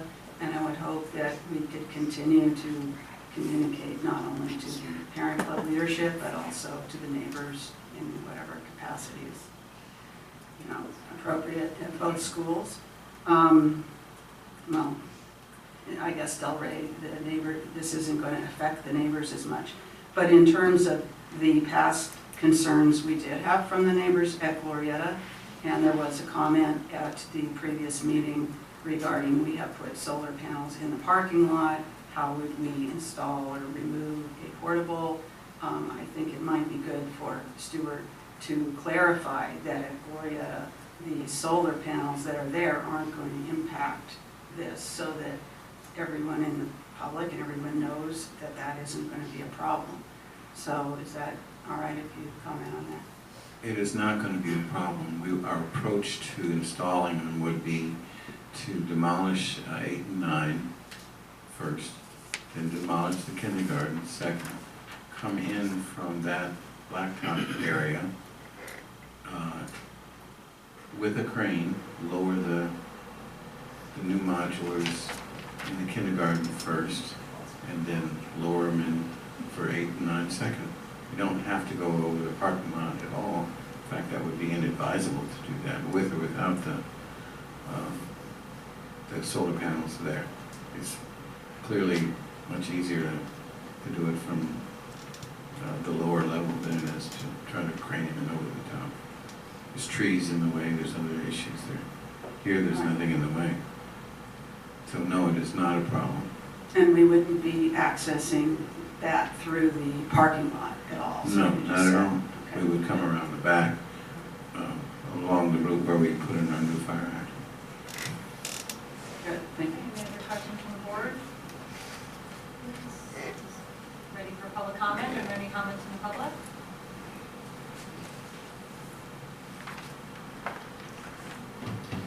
Charles Chanelier, President. I appreciate the thoughtful dialogue that I've been listening to. I just want to make us aware of how we characterize meaningful engagement and feedback from community, from stakeholder groups. I think that when we use words such as complaining, I think we just have to be really careful. We all really care. I know sometimes we reiterate things, but the way we move forward in a positive way is to name things carefully. And so I think we need to call it stakeholder engagement and feedback that will help us achieve what's best for students and what's best for the community. So I just want us to keep that in mind. Thank you. Are there any other comments from the public? Sorry. And I also wanted to remind us that we have that our facilities page on our website has communications, and we've been using that as a means of communicating with the public about construction and things going on in the community. So part of our outreach should include making sure that we keep that very current and include maybe notices about our meetings and things that are discussing those items, community meetings that are discussing those items, and give people a way, sort of reminding them that that's a resource for them to look at if they want to know what's going on at their school sites. I would risk one more comment, which is that as we move forward with the idea that we might have a bond measure in the future, should the board approve this concept and plan and we install the new modular units, I think that people will see what we're talking about in terms of what's possible in terms of the 21st century learning environment. And if we go after a bond, we'll have real examples of what is the possible, what is the art of the possible. We've been using, if I may make a comment, Julie, piggybacking a lot. Let me piggyback on that because I think it's one of the most vital points. I was going to this tour with some mixed feelings, honestly, about being determined and excited about doing more work, but concerned about being piecemeal. And what I left with is not only being very impressed, but piecemeal got out of my mind and experiment came in my mind. This is an absolutely incredibly valuable opportunity for us to spend enough time, effort, and money for something meaningful that people will see and will learn a lot about. And maybe we find Gen 7 buildings aren't part of our big vision as we're developing it, but I think the lessons we'll learn by doing this chunk are huge.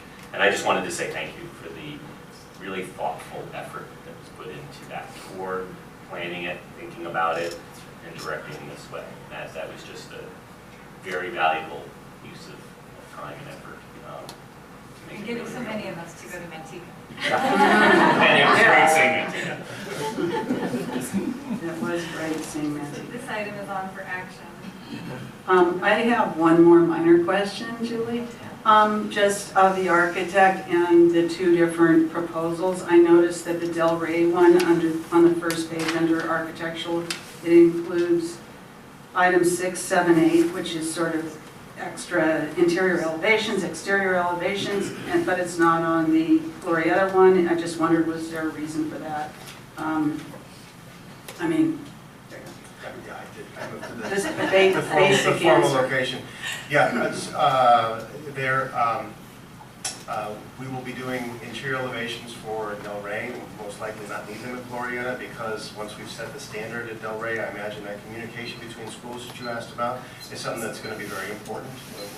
We're looking at a district standard. Now granted, there'll be different buildings, different uses, standard classrooms, kindergarten classrooms, staff workrooms, so there's going to be a variety of different spaces, but we imagine once we've done the legwork once, we won't have to do it a second time.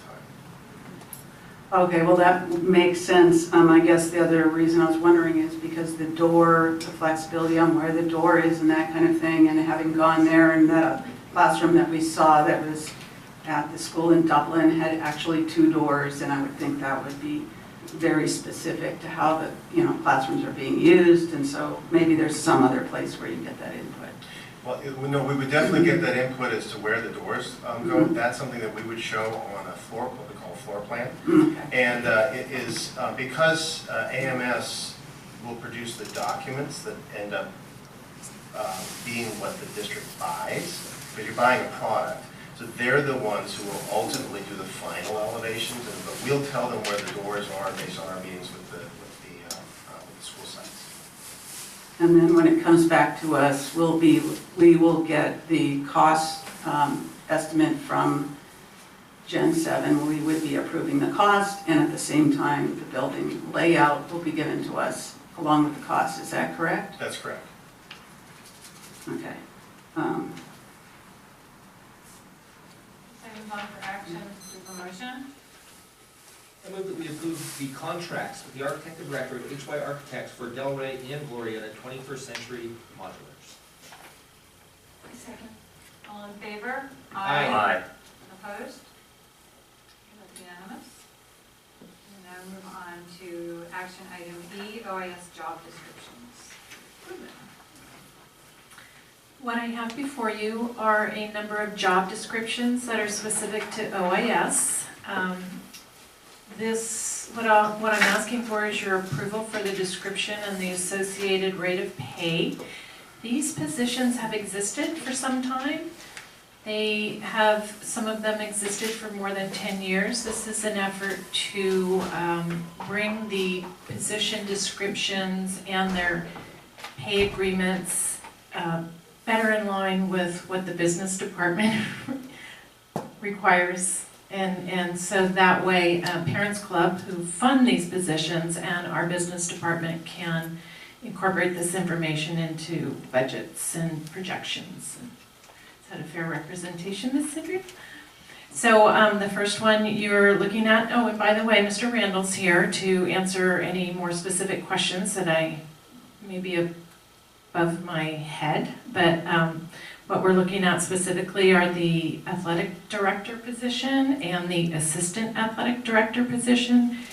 Actually, it's a coordinator position, and those 2 people are in charge of the after-school sports program known as Bulldog Sports.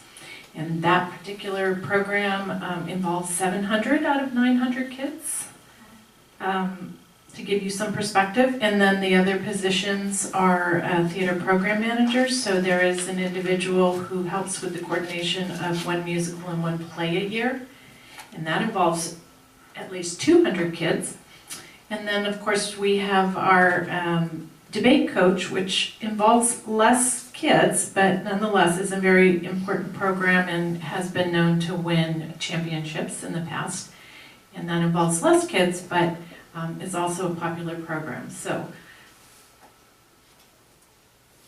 have you had a chance to review the descriptions, and do you have any questions? Any questions? I have one minor question, and thank you for whatever work went into this. I have no idea, but it may have been a lot of conversations. My only question, which was just sort of a technical one, I would call it, is the last one, which is debate. It mentions one of the requirements is that you have to have minimum of 3 years experience teaching middle school or high school debate. So I would assume based on that you are required to have a teaching degree, and I would think that would be under education required at the bottom, but it doesn't say that. Maybe there's a reason. I just wanted to ask. It's a good question. These job descriptions were written so that others, people who are not OEA members and people who don't necessarily have credentials could also be candidates. And that gives the flexibility to hire people who may be qualified, but not within our district and not OEA members. So the debate coach would not necessarily have to have a teaching credential, and as an example, you could find somebody with that type of experience who would come from a private school setting where they don't have the same credentialing requirements as we do. So it may not be anticipated that these jobs are held by non-teachers, it just does allow for that flexibility. So they're considered after-school program positions, and they're considered non-represented positions, and so you don't see that under the requirement. Thank you. So Jen, we're talking about significant amounts of money here, so I'm just curious what the criteria are. I assume Eggers is the AD. Is Jason Curry is Jason the director? Who's the coordinator? Diana Liner. And then Terry is obviously still the big? Currently, yes. So I just don't know what the criteria are for selecting these people. Is this an OEA deal, or is this an admin deal at OIS? I'm just curious how these, I'm just curious how the selection process works for these positions, because we're talking about significant dollars. So, do you want to talk about the OEA part? Well, I think I just did. So what we're saying is that these positions could potentially be filled by non-OEA members. Not to say that they would be, because there are some long-standing folks in those positions doing a great job. So it's not a movement to displace anyone necessarily, it's just that if they were to be vacant, there would be some flexibility in who was hired. So, Michael, do you want to talk about the other part of Matt's question? There was another part to it. Yeah, do you annually decide who's going to do this, or? Well, as Jen stated, the positions are currently filled and have been for quite some time, so we're not looking to displace people. But in the event that someone does resign or vacates the position for whatever reason, we would post the position and interview qualified candidates. The athletic director position, for example, the individual that held the position prior to Mr. Eggers was not a teacher at the school. It was someone from the outside that came in specifically for that purpose. And so, as Jen mentioned, we want to maintain the flexibility to be able to hire folks like that. Yeah, thank you. I just want to say, I want to thank the OAS Parents Club for funding these important positions. Both my kids participated both in debate and in after-school sports and really benefited from it. I know a lot of kids do it. It's one of the things that makes OAS a great school. So I really appreciate OAS Parents Club for funding. And Michael, I know that you and your staff put a lot of time and energy and effort to make sure that those programs get all the attention they deserve. And I think it's really, really important to continue to do that. So thanks to you and your staff. Thanks to the Parents Club for funding. I agree with Matt's statement. I know these are important programs, so thank you, everybody. And I do have one more quick question, and but I just want to say I'm not, as Michael said, it's not the intention to displace anyone. However, I was wondering, when someone left and you needed to post this job, then is this something that's posted on the district website publicly? Or, I mean, I don't really understand the posting method of stipend. I think that's just internal. Would this be a more public thing?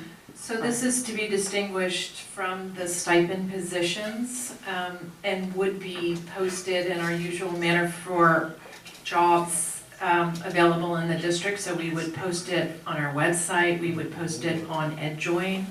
We may post it in other places to attract the right type of candidate. Okay, thank you. Are there any other questions from the board? I'll be happy.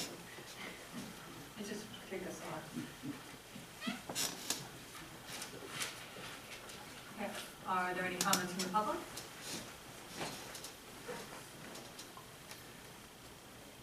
Charles Shan, OEA president. These really are exemplary programs. We're so proud to have them, and we really do appreciate the parent funding and the teachers that we have currently.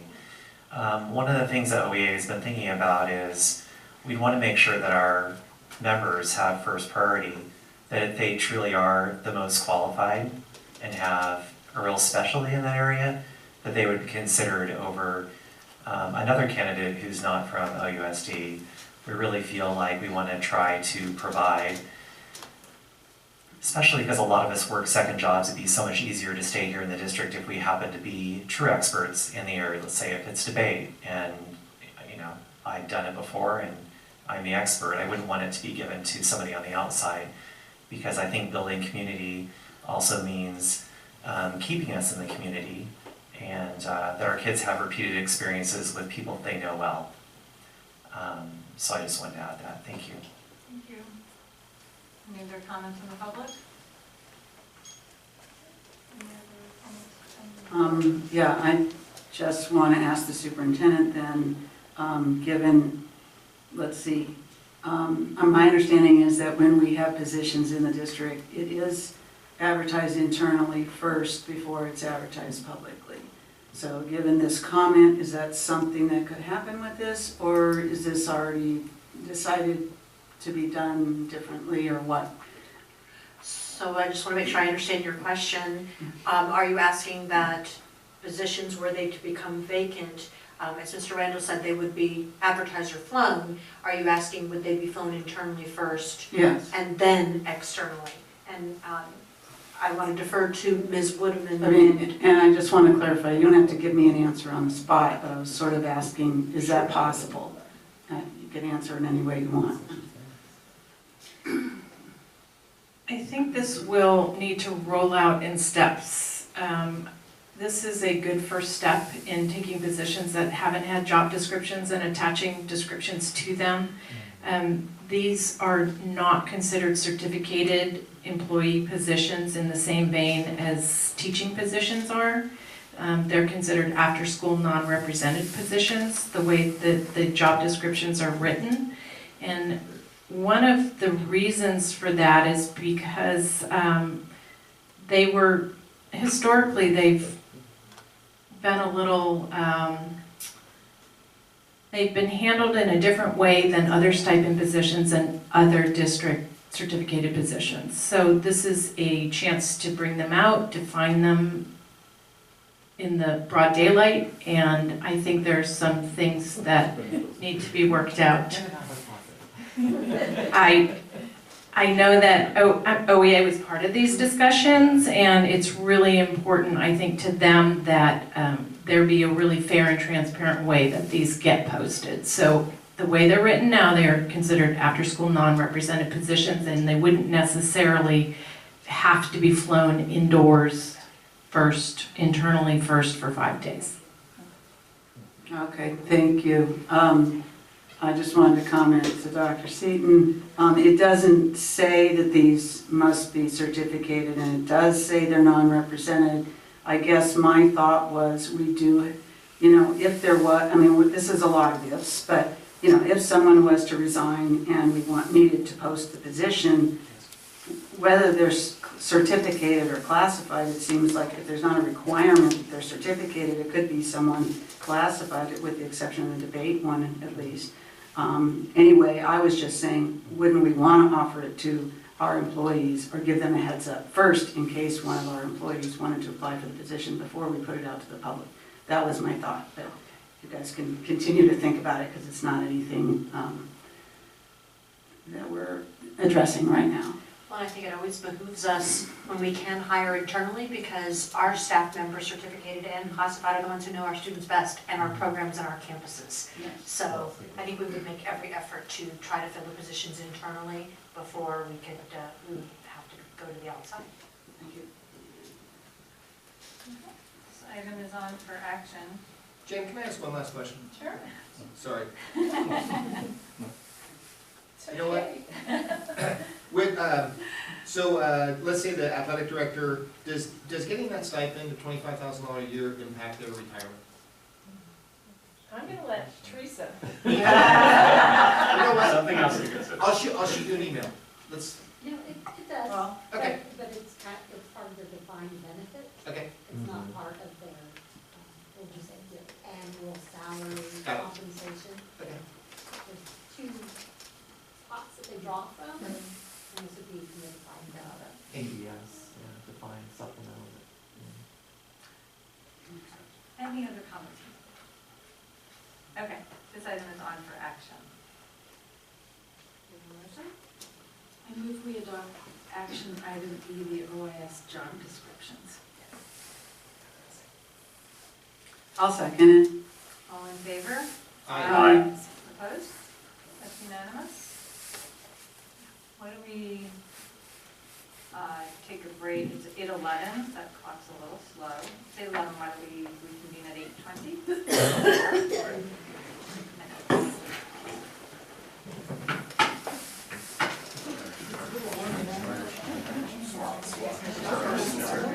Stealing your turn. This is my battery.